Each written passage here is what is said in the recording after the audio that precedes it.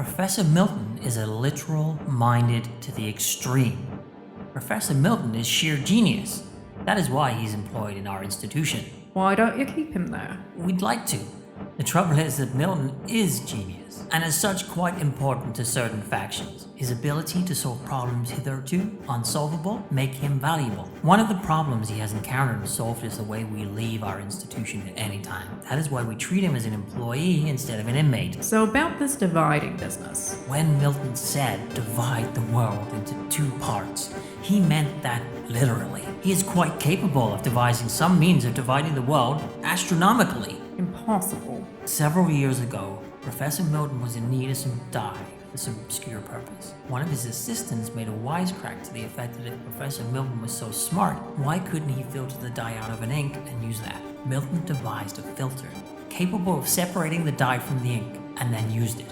So far, the filter is useless for anything else, but it will certainly remove the color from a bottle of ink, leaving the stuff in two useless quantities. Interesting, but Astronomically, the idea of separating the world into two hemispheres is disastrous. why?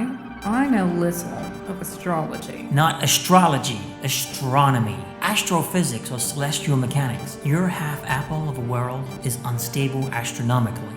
Gravity would set in unfavorably upon the instant division and separation of the half apple, and it would collapse into two smaller spheres, gradually assuming true spherical shapes in thousands of years as the rock's cold flow. But for the moment, the shock and the immediate crack-up would leave no city standing. Huge crevices would be formed, and no living thing to remain. Understand, I'm a doctor of medicine, not an astrophysicist. My description may err, but I can guarantee that the results would be disastrous. I suggested if you don't believe me, call one of the big brains at Mount Palomar. They'll tell you the details.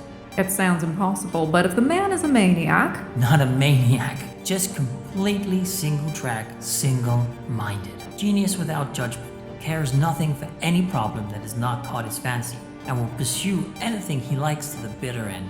Trying to keep up with what he fancies is like predicting which way a bar of soap will shoot out from when you step on it inadvertently. He's enough.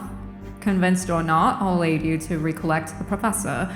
How shall we go about it? You're the manhunter. How do you go about it? Just what kind of thing will this mad genius use to divide the earth? Why? I was suggesting that we keep watch over the sale of certain materials. Make it watch over all materials. Field theory is an abstract subject, and he'll try to reduce it to practice, I'd guess. Mechanical division is impossible. I'd state that flatly. Gravity holds the earth together. Slicing it would do no good, for it would cold pressure weld together once the knife had passed. But with some sort of field to divide and direct the forces of gravity, well, your guess is as good as mine.